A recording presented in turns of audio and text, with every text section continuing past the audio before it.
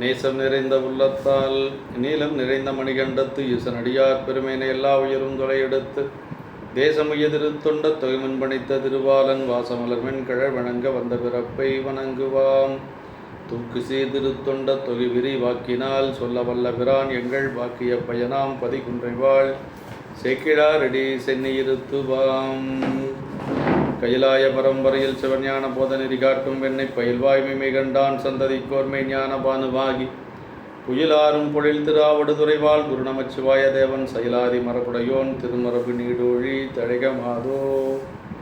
எல்லாம் வல்ல பெருமான் அருந்தரும் பன்னார் மொழி எம்முடனமர் திருநனாவுடையாருடைய திருவடிகளை வணங்கி எம்பெருமக்கள் நாயன்மாருடைய பொன்னார் திருவடி தாமர்களை மனமொழி மைகளாலை வணங்கி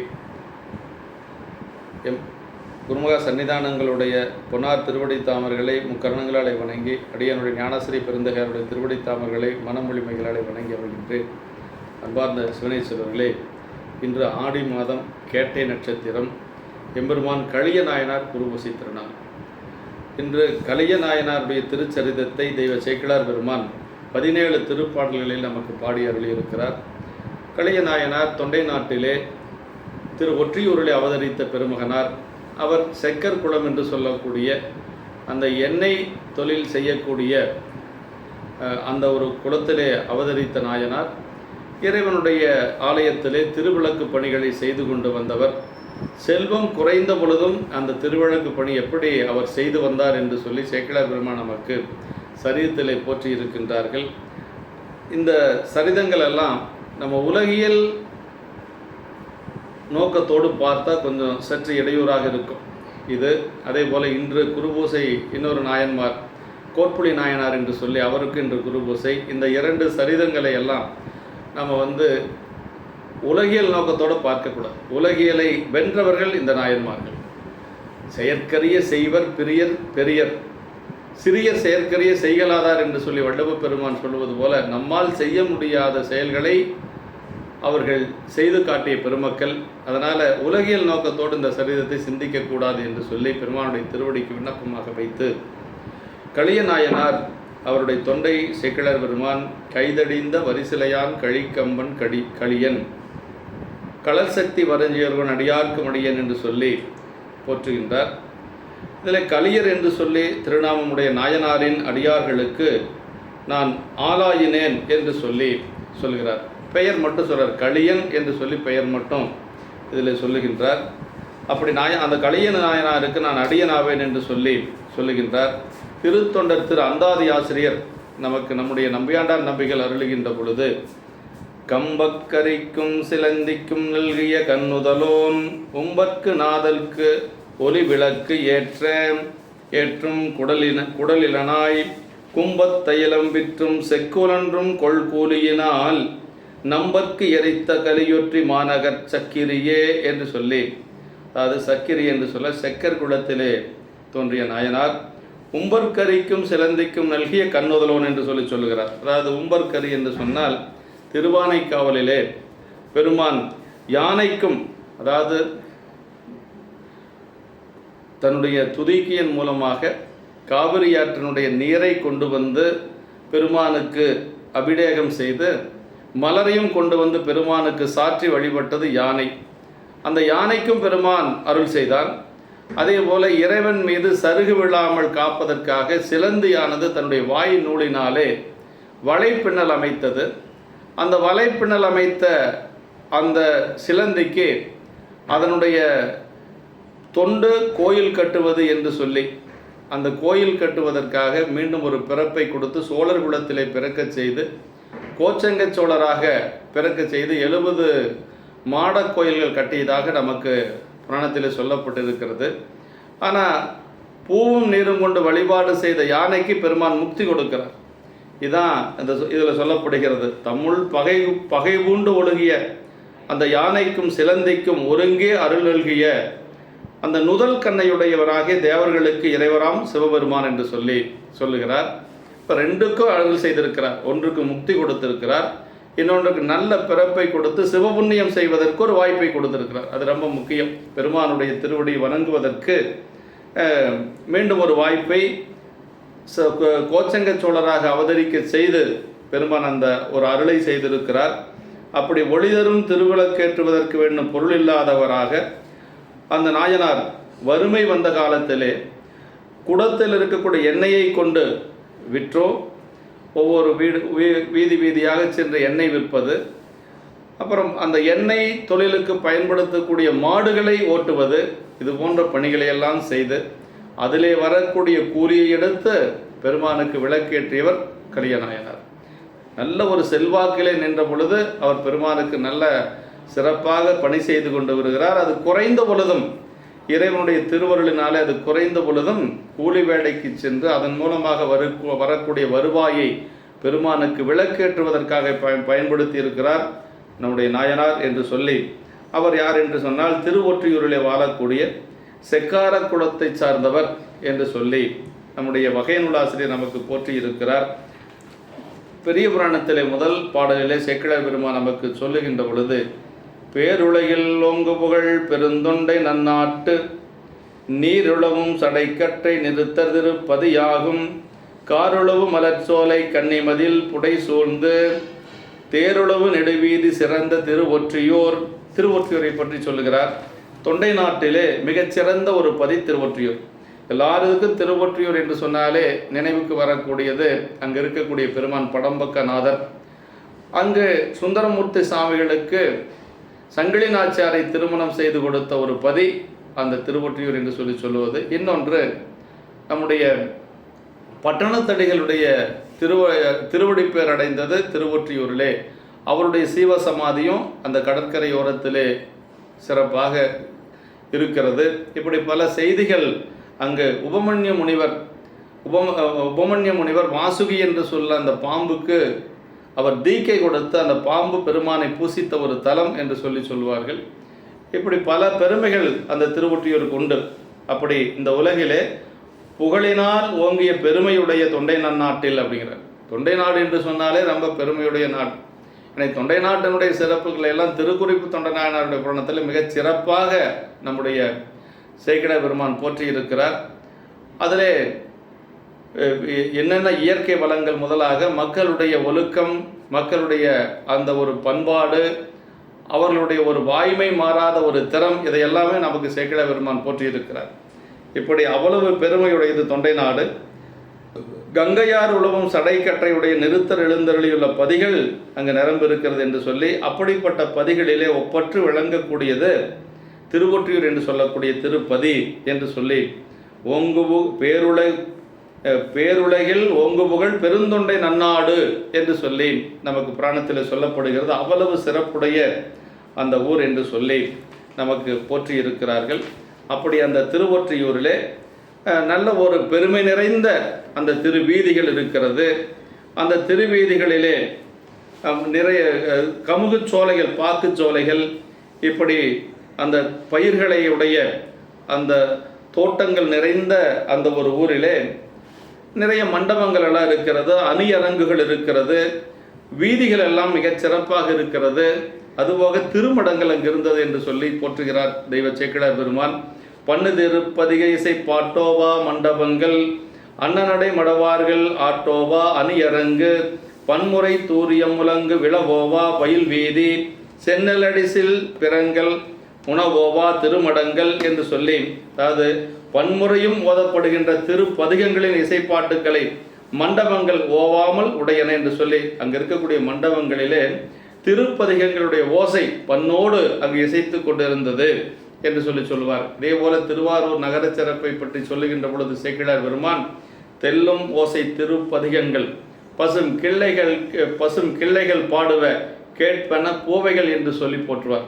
அதாவது திருவாரூரிலே கிளிகள் எல்லாம் பதிகங்கள் பாடிக்கொண்டிருந்தது, பூவைகள் என்று சொல்லக்கூடிய பறவைகள் அதை கேட்டு மகிழ்ந்தது என்று சொல்லி போற்றுவார். அப்படின்னா மக்கள் எந்த அளவுக்கு பதிகங்கள் பாடியிருப்பாங்கன்னு பாருங்க. அப்போ தேவார திருவாசகம் என்று சொல்லக்கூடிய நம்முடைய திருமுறை பதிகங்கள் அந்த காலத்திலே ஒவ்வொரு வீதிகளிலும் ஒவ்வொரு வீடுகளிலும் பாடப்பட்டிருக்கிறது என்று சொல்றார். அதை பண்ணுதிரு பதிகை இசை பாட்டோவா மண்டபங்கள் என்று சொல்றார். அன்னநடை மடவார்கள் ஆட்டோவா அணியரங்கு என்று சொல்லி அப்படியே அழகு செய்யப்பட்ட ஆடரங்குகள், அன்னம் போன்ற நடையுடைய பெண்களின் ஆடல்களை நீங்காமல் உடையன. அப்படின்னா பெண்களுடைய நடனம் ஆடக்கூடிய அரங்குகள் நிரம்ப அங்கு இருந்தது என்று சொல்லுகிறார். பன்முறை தூரிய முழங்கும் விளவோவா பயில் வீதி என்று சொல்லி அது மக்கள் பயில்கின்ற வீதிகள், பல முறையாக சர்த்திக்கும் இயக்கங்களின் முழக்குடன் கூடிய விழாக்களை உடையது. வீதிகள் தோறும் விளவின் ஆர்ப்பும் என்று சொல்லி நாட்டு சிறப்பிலை சேக்கிழார் பெருமான் போற்றுவார். அதாவது வீதிகள் எங்கும் விளவின் ஆர்ப்பு விழா கோலம் போன்றிருந்தது என்று சொல்லி சோழ நாட்டினுடைய சிறப்பை சொல்வார். அதுபோல இங்கும் அந்த திருவொற்றியூரிலும் வீதிகள் எல்லாம் விழா கோலங்கள் பூண்டிருந்தது என்று சொல்லுகிறார். அங்கு மடங்கள் நிரம்பிருந்தது. அந்த மடங்களிலே சென்னல் அடிசில் பிறங்க உணவாவா திருமடங்கள் என்று சொல்லி அங்கே திருமடங்கள் இருந்தது. அந்த திருமடத்திலே சென்னல் அரிசி அங்கு உணவாக அப்படியே குவிக்கப்பட்டிருந்தது என்று சொல்லுகிறார். இப்படி இதெல்லாம் ஊரினுடைய ஒரு சிறப்பு, அந்த ஊரினுடைய ஒரு வளத்தை காட்டுவது. ஒரு ஊர் என்று சொன்னால் அங்கு பன்னிசைகள் பாடக்கூடிய மண்டபங்கள் இருந்திருக்கிறது. ஆடல் மகளிர் ஆடக்கூடிய அந்த ஆடல் அரங்குகள் இருந்திருக்கிறது. விழாக்கள் எப்பொழுதும் நடக்கக்கூடிய அந்த வீதிகள் எல்லாம் விழாக்கள் நடந்து கொண்டிருக்கிறது.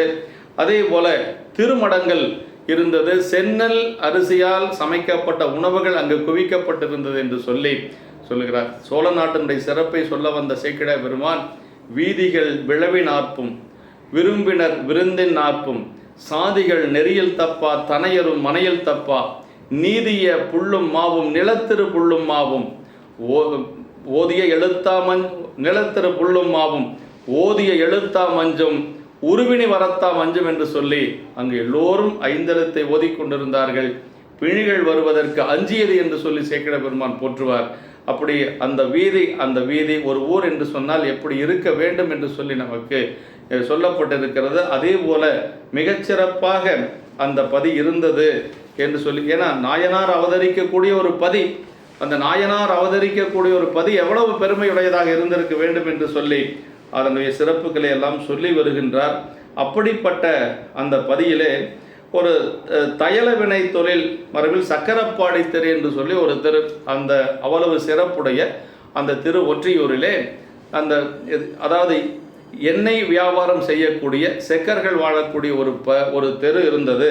அதற்கு பேரு தையலவினை தொழில் மரபில் சக்கரப்பாடி தெரு என்று சொல்லி அந்த சக்கரப்பாடி தெரு என்று சொல்லி அந்த தெரு ஒன்று, அந்த தெருவிலே அவதரித்தவர் தான் நம்முடைய நாயனார் என்று சொல்லுகிறார். முதல்ல அந்த ஊரினுடைய பெருமைகளை சொல்லி, அப்படிப்பட்ட பெருமையுடைய அந்த ஊரிலே அந்த செக்கர் குலத்தவர்கள் வாழ்ந்து வருகிறார்கள். அந்த குலத்திலே அவதரித்தவர் நம்முடைய நாயனார் என்று சொல்லுகிறார். அவருடைய திருநாமம் கலியனார் என்று சொல்லுகிறார். அவர் திருத்தொண்டிலே மிகச்சிறந்தவர் என்று சொல்லுகிறார். அதான் அக்குலத்தின் செய்தவத்தால் அவனி மிசை அவதரித்தார், மிக்க பெரும் செல்வத்து மீக்கூற விளங்கினார், தக்க புகழ் கலியனார் எனும் நாமம் தலை நின்றார், முக்கண் நிறை வாக்குரிமை திருத்தொண்டின் நெறி முயல்வார், அக்குலத்தின் செய்தவத்தால் அவனிமிசை அவதரித்தார் என்று சொல்றார். அந்த குலம் செய்த ஒரு முன்னை தவத்தின் பயனாக பூவொழிகள் அவதரித்தார். இப்போ ஒரு நாயன்மார் அவதரிக்கிறார்கள் என்று சொன்னால் அந்த குலம் முதல்ல தவம் செய்திருக்க வேண்டும். அப்படிதான் எல்லா இடத்துலையும் வருது. நம்முடைய கண்ணப்ப நாயனார் அவதரித்ததை பற்றி சொல்லுகின்ற பொழுது காணவர் குளம் விளங்க தத்தைவால் கருப்பம் நேட என்று சொல்வார். அந்த வேடுவர் குளம் விளங்கும்படியாக தன்னுடைய தாயாராகிய தத்தையனுடைய வயிற்றிலே திருவயிறு வாய்க்க பெற்றார் என்று சொல்லுகிறார். கவுனியர் குலத்தில் ஒரு காதலன் உதித்தான் என்று சொல்லி அந்த கவுனியர் குலம் விளங்கும்படியாக ஞானசம்பந்த பிள்ளையார் அந்த குலத்திலே தோன்றினார் என்று சொல்லுகிறார். அதே மாதிரி நம்முடைய களரிற்றெறிவார் என்று சொல்லக்கூடிய சேரமான் பெருமான் நாயனாரை சொல்லுகின்ற பொழுது சேரர் குலமும் உலகம் செய்த பெருகுதவத்தால் அரணல்லால் பிறந்தார் பெருமாக்கோதையார் என்று சொல்லி போற்றுவார்.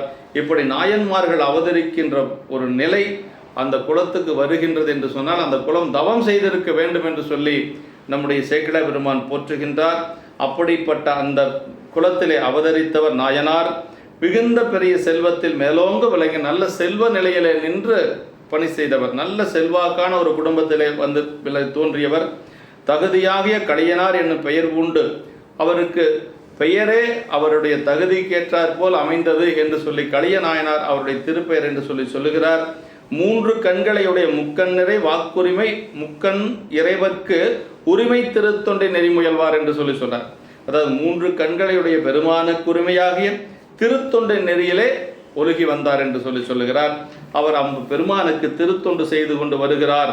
அதாவது மிக்க புகழ் கலியனார் என்று சொல்லி, களி என்று சொல்லுவது வலிமை, வீரம் என்று சொல்லி ஒரு பொருள் என்று சொல்றார். களியில் சிறந்தவர் என்று சொல்ல உரிமை தொண்டு என்று சொன்னால் தமது திருக்குளத்தோடு உரிமை பெற்று வருவதாகிய திருத்தொண்டு என்று சொல்றார். அப்படி நாயனார் அவதரித்த ஒரு குலம், அந்த ஒரு குடும்பம் எல்லாமே ஒரு நல்ல நிலையிலே செல்வாக்கான ஒரு குடும்பத்தில் நாயனார் அவதரித்திருக்கிறார். எல்லையில் பல்கோடி தனத்து இறைவர் ஆயிப்படித்தாம் செல்வ நெறி பயனறிந்து திருவொற்றியூர் அமர்ந்த கொல்லை மலவிடையார்தம் கோயிலில் உள்ளும் புறம்பும் அள்ளும் நெடும் பகலும் இடும் திருவிளக்கின் அணி விளைத்தார். இப்போ நிறைய செல்வம் இருக்கிறது. தைல வினை என்று சொல்லக்கூடிய அந்த எண்ணெய் வியாபாரம் செய்து கொண்டு வருகின்ற நாயனார் அந்த குலத்திற்கு ஏற்றார் போல தொண்டு செய்கிறார். பூரா விளக்கு ஏற்றார், திருவிளக்கு, கோயில் முழுக்க திருவிளக்கு ஏற்றார். அப்படி நாயனார் திருவொற்றியூரில் இருக்கக்கூடிய பெருமானுடைய திருக்கோயிலில் உள்ளும் புறமும், கோயிலுக்குள்ளேயும் விளக்கு, கோயில் புறத்திலையும் விளக்கு, இரவிலும் நீண்ட பகற்போதிலும் இடுகின்ற திருவிளக்கு திருப்பணியின் அணியினை விளைத்தார் என்று சொல்லி, அப்படி இரவிலும் பகலிலும் 2 நேரத்திலையும் அவர் அந்த திருப்பணியை செய்து கொண்டிருக்கிறார் என்று சொல்லுகிறார். அதாவது இப்படித்தான் செல்வநெறி பயனறிந்துனார். அப்படின்னா தாம் பெற்ற செல்வம் அந்த வழியின் பயனை அறிந்து, அது செல்வத்தினுடைய பயன் என்னன்னா பெருமானுக்கு தொண்டு செய்யணும், அதே மாதிரி அவன் அடியார்களுக்கு தொண்டு செய்யணும். செல்வம் வந்தால் செல்வத்தினுடைய பயன் என்ன? ஒன்று இறைவனுக்கு தொண்டு செய்யணும், இல்லைன்னா அவன் அடியார்களுக்கு. அப்போதான் அந்த செல்வம் வந்ததனுடைய பயன். அந்த பயனை அறிந்து நம்முடைய நாயனார் இப்படித்தாம் செல்வநெறி பயனறிந்துனார். அப்படி இவ்வாறாக தாம் பெற்ற செல்வம் வந்த வழியின் பயனை அறிந்து, அதாவது எப்படி செல்வம் வந்தது அப்படின்னா முதல்ல சிவபெருமானுக்கும் அவன் அடியார்களுக்கும் செய்த தொண்டின் மூலமாக செல்வம் வந்தது. அப்படிதான் இளையான்குடி நாயனார் புராணத்தில் சொல்றார். அடியார்களுக்கு உணவு கொடுத்து அந்த அடியார்கள் உணவு உண்டு அவர்கள் வாயார வாழ்த்தியதனால குபேரனை போல வாழ்ந்து வந்தார் அப்படின்னார் சேக்கிழ பெருமான், இளையான்குடி மாற நாயனார். அப்படியே அது இருந்து கிழவன் போல அப்படி செல்வத்தோடு வாழ்ந்து வந்த நாள் அப்படிங்கிறார். அப்புறம் ஏன் அந்த வறுமை வந்தது அப்படின்னா, செல்வம் குறைந்தாலும் என்னுடைய அடியார்கள் தொண்டிலே குறைய மாட்டார்கள் என்பதை இந்த உலகத்துக்கு காட்ட வேண்டும் என்பதற்காக வறுமை பதம் என்று சொல்றார் சேக்கிழ பெருமான் இளையான்குடி மாற நாயனார் குணத்தில். அது மாதிரி அந்த செல்வம் வந்ததுக்கு பயன் என்னன்னா சிவனை பூசித்த நிலை. இன்னொன்று பயனாவது செல்வம் பெற்ற பயன் சிவனையும் அடியார்களையும் பூசித்தலால் அழியும் பொருளை அழியாமல் செய்வது. செல்வம் என்று சொல்லுவது அழியக்கூடிய ஒரு பொருள். அந்த அழியக்கூடிய பொருளை கூட அழியாமல் செய்வது என்னன்னா செய்யக்கூடிய திருத்தொண்டுங்க. ஒன்று இறைவனுக்கு செய்யணும், இல்லைன்னா அடியார்களுக்கு. இது 2 தான் தொண்டு. அப்படிதான் சைவத்தில் சொல்லப்பட்டிருக்கிறது என்று சொல்லி புறம்பு விளக்கிடுதல். அதாவது இன்னைக்கு மலைநாடுகளில் பார்க்கலாம், நம்ம கேரள மாநிலங்களில் போனால் திருவஞ்சைக்கிழம் போன்ற தலங்களில் கோயிலுக்கு வெளியில் எல்லா தெய்வமும் ஏற்றி வழிபாடு செய்வாங்க. அது ஒரு முறை. பெருமானுக்கு விளக்கு ஏற்றுவதில் உள்ளுக்குள்ளேயும் ஏற்றணும், அதே மாதிரி வெளியிலையும் ஏற்றுவது அப்படிங்கிறது புறம்பு விளக்கிடுதல் அப்படின்னு சொல்கிறாருங்க. ஆமாம், இப்படி அவர் தொண்டு செய்து கொண்டு வருகிறார். எண்ணில் திருவிளக்கு நெடுநாளெல்லாம் எரித்து வர புண்ணியமை தொண்டர் செயல் புலப்படுப்பார் அருளாலே உள் நிறையும் பெரும் செல்வம் உயர்த்துவினை செயலோவி மண்ணில் அவர் இருவினை போல் மாண்டது மாட்சிமைத்தாக. அது இருவினை மாண்டது போல, எப்படி இருவினை ஒப்பு வந்ததோ இருவினையும் எப்படி அவருக்கு நீங்கியதோ அதுபோல் அந்த செல்வமெல்லாம் கொஞ்சம் கொஞ்சமாக நீங்கிருச்சுப்போம். அதுதான் ரொம்ப சொல்றார். எண்ணில் திருவிளக்கு நெடுநாளெல்லாம் எரித்து வர, எண்ணில்லாத திருவிளக்கு நீண்ட நாட்கள் பெருமானுக்கு எரித்து வருகின்ற அந்த காலத்திலே சிவபுண்ணியத்தினுடைய உரைப்புடைய அந்த மெய்த்தொண்டரின் செயலை உலகறிய செய்வாராக இறைவது திருவருளினார். அதான் ரொம்ப முக்கியங்க. ஏன் வறுமை? ஒரு தொண்டு செய்கிற ஒருத்தருக்கு துன்பம் வருமா? இன்னும் வராது. அப்புறம் ஏங்க இந்த இடத்துல வறுமை வந்தது அப்படின்னா அதுக்கு விடை எங்கே இருக்குது? இளையான்குடி நாயனார் குணத்தில் இருக்குது. செல்வம் மேவிய நாளில் இச்செயல் செய்வதன்றியும் அல்லல் நல்குறவான போதிலும் வள்ளல் என்று அறிவிக்கவே மல்லல் நீடிய செல்வம் மெல்ல மறைந்து வறுமை பதம் புக உண்ணினார் தில்லை மன்னினார் என்று சொல்றார். அப்படியே கொஞ்சம் கொஞ்சமாக மறைஞ்சு அது வறுமைன்னு கூட சொல்றதில்லை, வறுமை பதம் அப்படின்னு சொல்லுவார். அது மாதிரி இந்த இடத்துல அந்த நாயனாருடைய தொண்டருடைய செயலை புண்ணியமை தொண்டர் செயல் புலப்படுப்பார் அருளாலே தொண்டரை விளக்கம் காண நன்னறி இதுவாம் என்று ஞாலத்தோர் விரும்பிய அன்னறி காட்டுமாட்டால் அருட்சவ யோகியாகி. திருநீலகண்டனார் வீட்டுக்கு எதுக்கு சாமி வந்தார் அப்படின்னா, அவருடைய தொண்டை எல்லோரும் அறிந்து கொள்ள வேண்டும் என்பதற்காக பெருமான் அப்படி வர்றார், அடியார் கோலத்தில் வர்றார்.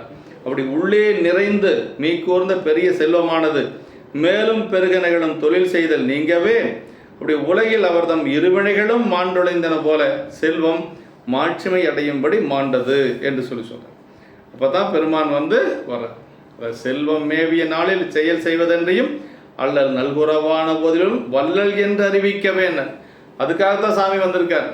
சோதிக்கிறதுக்கெல்லாம் ஒன்றும் வரதில்லை. நம்மளை சோதிக்கணுங்கிற அவசியம் சாமிக்கு இல்லை. நம்ம யார் யார் எந்த நிலையில் இருந்து பணி செய்கின்றோம் என்பது இறைவனுக்கு தெரியும். அது உலகத்தார் தெரிந்து கொள்ள வேண்டும் என்பதற்காக சாமி இப்படியெல்லாம் வர்றார். அதுதான் நம்ம மனசில் வச்சுக்கணுங்க. செயல் புலப்படுப்பார் அப்படின்னு, செயல் புலப்படுப்பார் அப்படின்னா செயலினை உலகமறிய செய்வாராகி இறைவருடைய அன்பின் நெறியினை உலகுக்கு அறிவித்து காட்டிய என்று சொல்றார். ஆமாம், உயர்த்தும் வினைச்செயல் ஓவினர் நின்று தின்றால் குன்றும் மாலும் என்பது போல பழமொழி. எத்தனை பொருள் பெரும் செல்வமாயினும் மேல் உயர்த்தும் செயலின்றி உள்ளதனையே செலவிட்டு வந்தால் ஒரு நாள் மாய்வது திண்ணம். நமக்கு ஒரு மெசேஜ் இந்த இடத்துல கொடுக்குறார், ஒரு செய்தியை சிவப்புனியை சொல்கிறார். எத்தனைதான் செல்வம் இருந்தாலும் அந்த செல்வம் மேம்படக்கூடிய நிலையை விட்டு அதை எப்பொழுதும் உண்டு கொண்டே இருந்தோம்னு சொன்னால் சீக்கிரமாக தீர்ந்துடும் அப்படின்னு சொல்லியிருக்கிறார். ஆமாம், இருவினை மாண்டது போல அப்படின்றார். மெய்ச்சிவ புண்ணியத்தினால் இருவினையும் போய் ஒளியும். அதாவது சிவ புண்ணியத்தினால தான் இருவினை ஒளி. அதாவது இருவினையும் நீங்கினாத்தான் பிறப்பு நீங்குங்க. அதாவது நல்வினை என்று சொல்லுவது பொன் விலங்கு போல, தீவினை என்று சொல்லுவது இரும்பு விலங்கு போல. இரும்பும் விலங்கு தான், பொன் விலங்கும் விலங்கு தான். அதனால் இந்த ரெண்டுமே பிறப்புக்கு காரணமாக இருக்கக்கூடியது. அப்போ எப்போ பிறப்பு நீங்கும்? இருவினையொப்பு வந்தால் நீங்கும். இருவினையொப்பு எப்போ வரும்? மலபரிபாகமான இருவினையொப்பு வரும். இருவினையொப்பு வந்தால் சக்தி நிபாதம் வரும். சக்தி நிபாதம் வந்தால் வீடு வரும். இதுதான் நமக்கு கிடைக்கக்கூடிய ஒரு நிலை. இது எப்போ வரும் அப்படின்னா பக்குவம் வருகின்ற பொழுது வரும். பெருமான் தான் அதை கொடுக்கணுங்க. எப்படிங்களா? அதான் சொல்கிறார். அப்படி இருவினை மாண்டது போல என்று சொல்கிறார். அதுபோல் அவரது செல்வமும் மாண்டது அப்படின்னு சொல்கிறார். அதாவது மாண்புடை தாயிற்று என்றது ஒரு துணை குறிப்புங்கிறது. சிவநெறி செல்லா ஏனையோர் செல்வம் ஆளும்போது அல்லல் படுத்து பவநெறியில் ஒளியும். இங்கு அவ்வாறன்றி சிவபுண்ணிய பெற்றினால் செல்வம் ஆளினும் மாட்சிமைத்தாகவே பெருமை தருவதாகவே மாண்டது. சிவநெறியில் செல்லாதவங்களுடைய வறுமை வந்தால் அவங்கள படுகொலியில் கொண்டு போய் தள்ளிப்படும். ஆனால் சிவநெறியில் நிற்கக்கூடியவர்களுக்கு அந்த வறுமை வருகின்ற பொழுது அதே ஒரு பெருமையை தருவதாக அமையும் என்று சொல்லி நமக்கு இந்த இடத்துல சேக்குனி ஐயா அவர்கள் உரை சொல்லுகிறார். இப்படி ஒரு வறுமை வருகிறது. திருமலி செல்வத்துலனை தேய்ந்தழிந்த பின்னையும் தம் பெருமை நிலை திருப்பணியில் பேராத பேராளர் வருமரபில் உள்ளோர்வால் என்னை மாறி கொணர்ந்து தருமியல்பில் கூலியினால் தமது திருப்பனை செய்வார். இப்போ அந்த செல்வமெல்லாம் மாண்டது. இப்போ என்ன செய்கிறார் அப்படின்னா, தன்னுடைய திருப்பனை நிலைச்சி செய்யணும். திருப்பணி செய்கிறதுக்கு என்ன வேணும்? இப்போ அவர்கிட்ட வசதி வாய்ப்பு குறைஞ்சிட்டு வந்துருச்சு, செல்வம் குறைஞ்சிருச்சு. என்ன பண்ணார்னா, எண்ணெய் வாங்கி விற்கக்கூடிய தொழில் செய்தார். அதன் மூலமாக வரக்கூடிய கூலியை அவர் விளக்குக்கு பயன்படுத்தினார். அதுவும் போயிடுச்சு.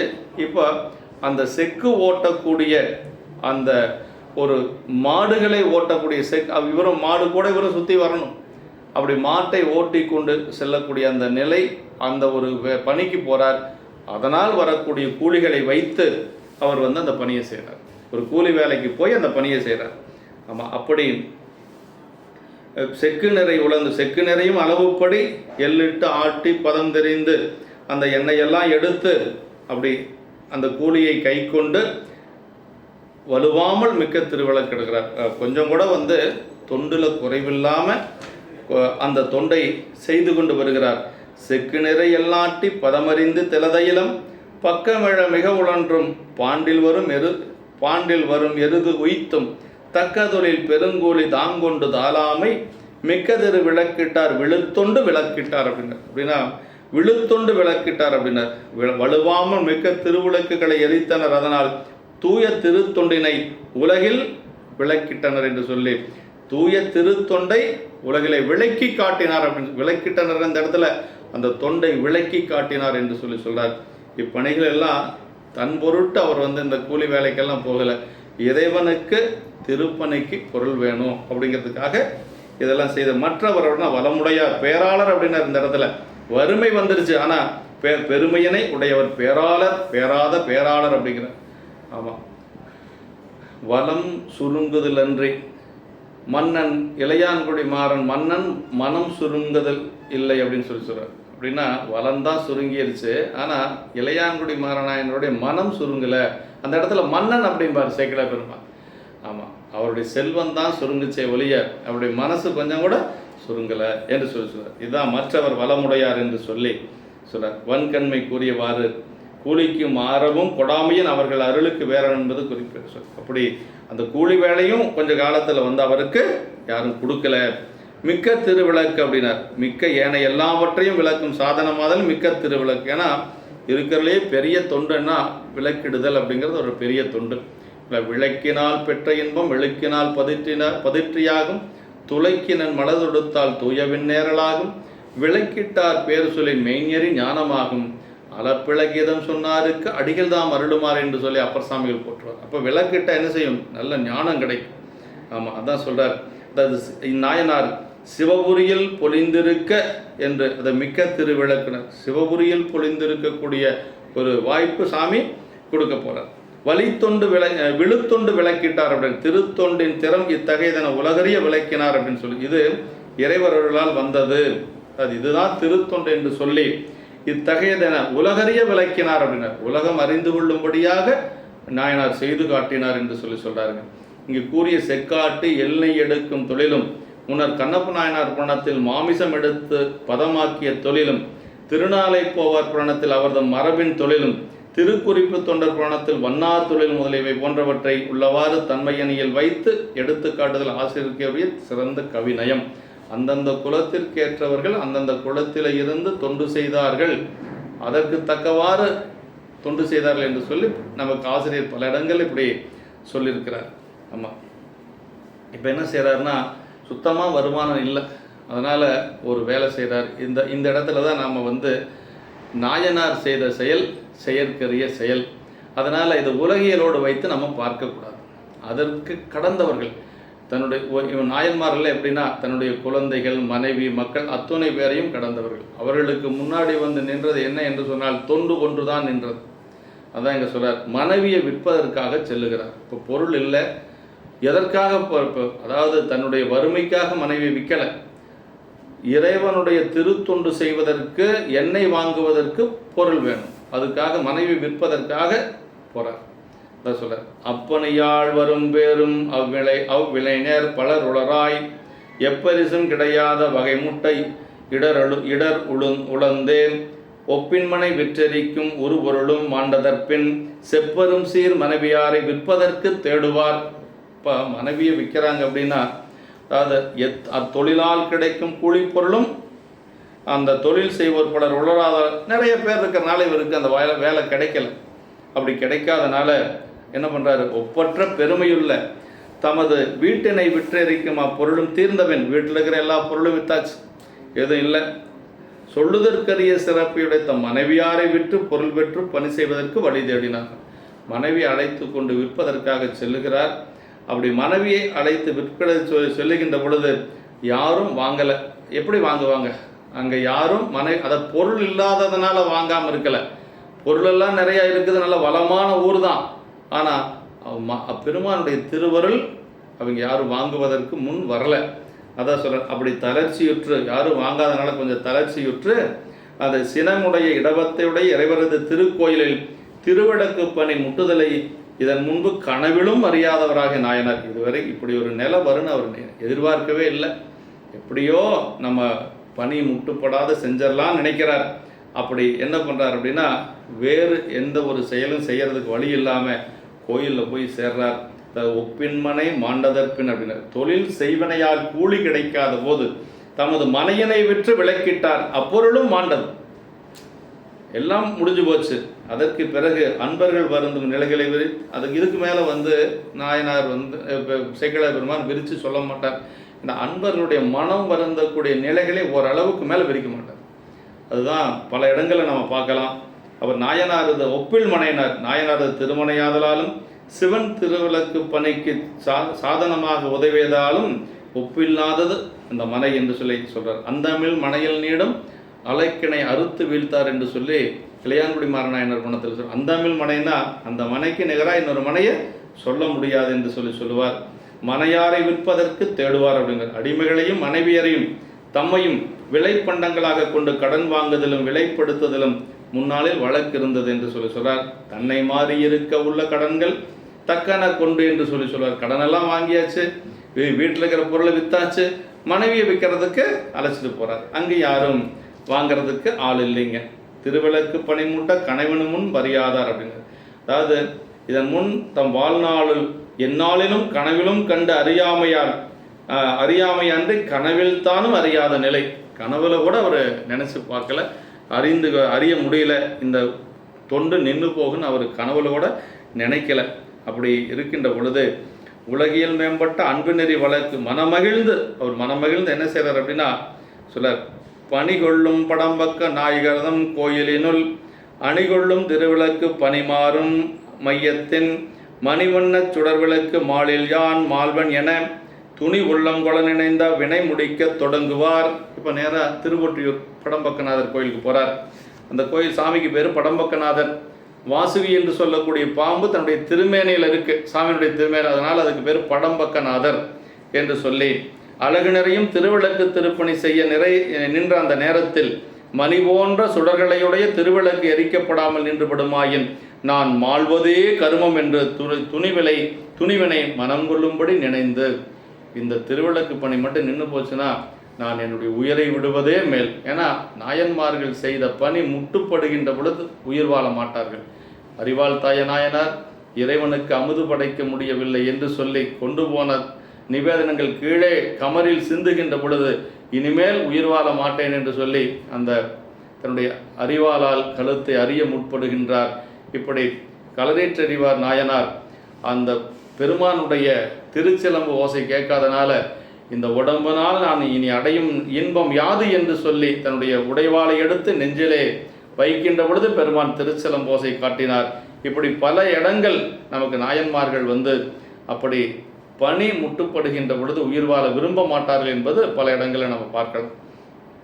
அப்படி நான் மாழ்வதே கருமம் என்ற அந்த துணிவனை மனங்கொள்ளும் நினைந்து அச்செயலை முடிக்க தொடங்குகின்றார் என்று சொல்றார். இப்படி நம்முடைய நாயனார் படம்பக்க நாயகர் என்று சொல்லுவது திருவொற்றி இறைவரது பெயருங்க. ஆமாம், பணிகொள்ளும் அப்படின்னார். அதாவது திருவிளக்கு இடக்கூடிய பணிகளும், அதாவது பணினா திருப்பணி, திருவிளக்கு பணியும் திருப்பணி தாங்க. ஆமாம், சீயேதும் இல்லாதன் செய்பணிகள் கொண்டரலும் தாயான ஈசற்கே சென்றுவதாய் கோத்தும்பு என்று சொல்லி பெருமானுக்கு செய்யக்கூடிய பணிதான் சீயேதும் இல்லாதன் செய்பணிகள் என்று சொல்லி பாந்தபுரடிகள் சொல்லக்கூடிய பணி. படம்பக்கநாதர் ஒற்றியூர் இறைவருடைய திருப்பெயர். உபமன்ய முனிவரிடத்திலே சிவதீக்கை பெற்று அந்த பூசித்து வாசுகி என்னும் அந்த நாகத்தை, அதாவது பூமியை தாங்கக்கூடிய 8 நாகத்தில் அது ஒன்று என்று சொல்வார்கள். தம்முடைய பலகை போன்று விரிந்த திருமேனியில் ஒடுங்க கொண்டருளும் அருளியதனாலே அவருக்கு படம்பக்கநாதர் என்று சொல்லி ஒரு பெயர் உண்டு என்று சொல்லி, அதாவது இப்போ அந்த கோயிலுக்கு போய் இவர் என்ன செய்கிறார் அப்படின்னா விளக்கு மாலில் யான் மாழ்வேன் என துணிந்தார். திருவிளக்கு இன்னைக்கு போட முடியலைன்னா நான் உயிரை விட்டு விடுவேன் என்று சொல்கிறாரு.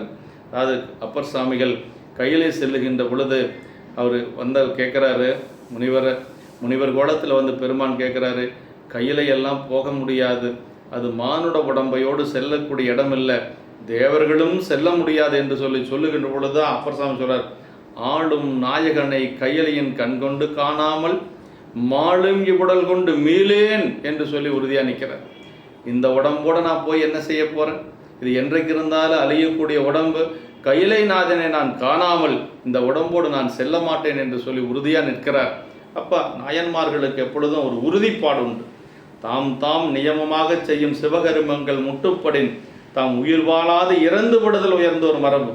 மூர்த்தி நாயனார் அந்த சந்தன காப்பு தரக்கூடிய அந்த நிலை, அந்த சந்தன கட்டைகள் கிடைக்காத பொழுது தன்னுடைய கையையே அந்த பாறையில் வைத்து தேய்த்த ஒரு நிலை. அது மாதிரி பல நாயன்மார்கள் நமக்கு அறிவாள் தாய நாயனார் தம் இடற்றை அறிய முற்பட்டது. அதே திருக்குறிப்பு தொண்ட நாயனார் தன்னுடைய தலையை அந்த கல்லிலே மோத புகுந்தது. இப்படி நம்முடைய நாயன்மார்கள் வந்து அந்த பனி முட்டுப்படுகின்ற பொழுது அவர்கள் வந்து உயிர் வாழ விரும்ப மாட்டார்கள் என்று சொல்றார். அப்படி இந்த நாயனார் ஒரு முடிவை எடுத்து அங்கே வந்து என்ன செய்கிறார் அப்படின்னா, முதல்ல என்ன பண்ணுறாருனா, திருவிளக்கு திரியிட்டங்கு அகழ் வரப்பை செயல் நிரம்ப ஒருவியவென் நெய்க்கீடா உடல் உதிரம் கொடு நிறைக்க கருவியினால் மிடரறிய அக்கையை கண்ணுதலார் பெருகுதிரு கருணையுடன் நேர்வந்து பிடித்தருளி என்ன பண்ணார்னா, படம்பக்கநாதர் கோயிலில் போய் விளக்கெல்லாம் ஒன்றா அப்படி வரிசையாக வச்சுட்டார். அந்த விளக்குக்கு திரி போட்டார். இப்போ என்ன இல்லை, இந்த உதிரத்தையே எண்ணெயாக நான் போடுவேன் என்று சொல்லி தன்னுடைய கருத்தை அறுத்துட்டார். அந்த கத்தி பற்றுச்சு. அப்படி பட்ட உடனே படம்பக்கநாதர் அதை தடுத்து சொல்கிறார் பாருங்க, அதான் திருவிளக்கு திரியிட்டங்கு அகழ்வரப்பை செயல் நிரம்ப ஒருவிய எண்ணெய்க்கு ஈடா உடல் உதிரம் கொடு நிறைக்க கருவியினால் மிடரறிய அக்கையை கண்ணுதலார் பெருகுதிரு கருணையுடன் நேர்வந்து பிடித்தருளி. அப்படி அருகின்ற பொழுது, அப்படி கழுத்தை அருகின்ற பொழுது பெருமானுடைய திருக்கரம் வந்து அந்த கையை பிடித்து விட்டது அப்படின்னு சொல்றார். அப்படி எண்ணெய்க்கு ஈடாக தமது உடலில் நிறைந்த உதிரத்தை கொண்டு நிறைக்கும் கருவி கொண்டு கழுத்தினை அறியவே கண்ணுதலார் நுதல் கண்ணையுடைய இறைவர் பெருகும் திரு கருணையுடனே நேராக வெளிப்பட்டு அப்படியே அந்த கையை பிடிச்சிடுறார். அதை செயல் நிரம்ப என்று சொல்றார். அதாவது உடல் உதிரமுடு தமது உடலின் உதிரத்தினையே எண்ணெயாக கொண்டு என்று சொல்லி, அதாவது நமினந்தி அடிகள் நீராலே விளக்கரித்தார். சரிங்களா? நமினந்தி அடிகள் எண்ணெய் கிடைக்காத பொழுது என்ன பண்ணார்? நீராலே விளக்கரித்தார். ஆமாம், அப்படி பெருமையுடையவர் நம்முடைய திருவிளக்கேற்றிய பெருமை நமினந்தி அடிகள், கணம்புள்ள நாயனார், கலிய நாயனார் இவர்களெல்லாம் திருவிளக்கு ஏற்றி பணி செய்த பெருமக்கள். அதில் இவர் வந்து இப்போ அந்த திருவிளக்கு ஏற்ற பணி முட்டுப்படுகின்ற பொழுது தன்னுடைய உயிரையே மாய்க்க துணிகிறார். அப்படி செய்கின்ற பொழுது இப்போ பெருமான் வந்து அப்படியே அந்த கரம் அவருடைய கரத்தை பற்றுகிறது.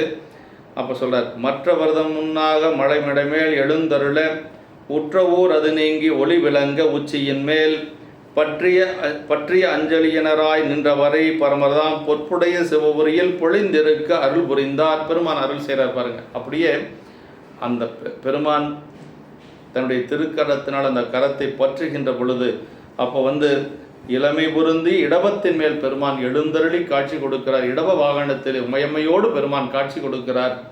அறிதலினால் பொருந்தி அந்த புண் நீங்கி ஒளி பெற்றுங்கிறார். அப்படி உற்ற ஊரது நீங்கி ஒளி விளங்க உச்சி, அந்த அறிந்த அந்த ஊரு நீங்கியது என்று சொல்றார். உச்சியின் மேல் நின்றவரை அப்படியே அப்படி கைகள் ரெண்டையும் அப்படியே தலைமேல் குவித்து அஞ்சலி குவித்து பெருமான் நாயனாருக்கு பரமர் அழகிய சிவலோகத்தில் விளங்க வீற்றிருக்கும்படி அருள் புரிந்தார். நீ வந்து சிவலோகத்தில் இருக்க வேண்டும் என்று சொல்லி பெருமான் அவருக்கு அருள் புரிந்தார் என்று சொல்றார். அதாவது ஒளி விளங்கனர் அப்படின்னா அந்த ஊரு நீங்கினது மட்டுமல்ல, ஒளி விளங்கனர். அதாவது புண்ணு மட்டும் ஆறலையா, உண்மையிலேயே ஊட்டியை அறிஞ்சிருக்கிறார். அதான் நம்ம அதை பார்ப்போம். அதான் ஊரு அப்படிங்கிறது என்னதானே, உண்மையிலேயே அறிஞ்சிட்டார். ஆனால் அந்த ஊரு நீங்கினது மட்டுமல்ல, ஊரு போய் முன்னையிலும் ஒளி பெற்று விளங்கியது என்று சொல்றாரு. அப்படியே பெருமான் நாயனார் அஞ்சலி கூப்பி நிற்கின்ற பொழுது அவர் அப்படியே திருவிளக்கு பணி செய்தவராக இருந்த காரணத்தினாலே ஞான விளக்கத்தோடு பொலிய அவர் வந்து சிவலோகத்திலே வந்து இருக்க வேண்டும் என்று சொல்லி அருள் செய்கின்றார். தேவர்கள் பெருமானாகிய இறைவரது கோயிலில் எரிக்கும் திருவிளக்கு பணி முட்டியதனால் தமது மிரற்றியே அறிந்து பொருந்துவதற்குரிய வினையை செய்து முடித்த கலிய நாயனாரின் திருவடிகளை வணங்கி அதற்கு பிறகு சத்தி நாயனாரை பற்றி அவருடைய திருவருளை பேசுவோம் என்று சொல்லி நமக்கு இந்த இறுதி பாடலை போற்றுகின்றார் தெய்வ சேக்கிழார் பெருமான் என்று சொல்லி, அதாவது என்ன இதில் சொல்கிறாருன்னா, ஒரு நகரம் என்று சொன்னால் ஒவ்வொரு தொழில் செய்யக்கூடியவங்க ஒவ்வொரு பகுதியில் வாழ்ந்திருக்கிறார்கள் அப்படிங்கிறது நமக்கு தெரியுது. ஒவ்வொரு குலத்தில் உள்ளவர்களும் அந்த குலத்தொழிலிருந்து அதற்கேற்றபடி தொண்டு செய்து வந்திருக்கிறார்கள். கண்ணப்ப நாயனார், இளையான்குடி மாற நாயனார் இவர்கள் போன்றவர்கள் எல்லாரும், அதை திருநீலகண்ட நாயனார் ஓடு கொடுத்தவர். இந்த நாயனார் வந்து திருவிளக்கு பணி செய்திருக்கிறார். அது எப்படி செஞ்சிருக்கிறாங்கன்னா, எல்லாருமே செல்வம் உள்ள காலத்தில் மட்டுமல்ல, அது நீங்கிய காலத்திலும் அந்த தொண்டை வலுவாது செய்தவர்கள் நம்முடைய நாயனார்கள். அப்படி அந்த உரைப்போடு பணி செய்து வருகின்றார்கள். அப்படி மெய்வருந்தி செய்யும் தொழில் கூலி கொண்டும் தம்முடைய பணியை முட்டாது செய்து வந்திருக்கிறார். அருள்வாழ்த்தாய் நாயனார் போன்று செய்ய முடியாத காலத்தில் தன்னுடைய உயிரை போக்கிக் கொள்ளுவது என்று சொல்லி அவர்கள் எல்லாம் வாழ்ந்திருக்கிறார்கள். மனைவியை விற்றும் இறைவனை ஏற்றுதல் அன்பின் உரைப்பினால் வருவது என்று சொல்லுகிறார். தாம் நியமமாக செய்த திருப்பணி முட்டுப்பட கண்டபோது உயிர் நீத்தரே தகுதி என்பது பெரியோர் கொள்கையும் செய்கையும் என்று சொல்றார். இப்படியெல்லாம் இந்த சரிதத்தின் மூலமாக நம்ம பல செய்திகளை நமக்கு சிவப்பணியா அவர்கள் அந்த உரை குறிப்பிலை கொடுத்திருக்கிறார்கள் என்று சொல்லி இந்த திருவிளக்கு பணி முட்டாது செய்து வந்த நம்முடைய கலியநாயனாருடைய திருவடிகளை வணங்கி நம்முடைய நாயன்மாருடைய பொன்னார் திருவடிகளை வணங்கி அமைவோம். என்றும் இன்பம் பெருகும் இயல்பினால் ஒன்று காதலித்துள்ளமும் ஓங்கிட மன்றுளார் அடியார் அவர் வான்புகழ் நின்றதெங்கும் நிலவி உலகலாம். திருச்சிற்றம்பலம்.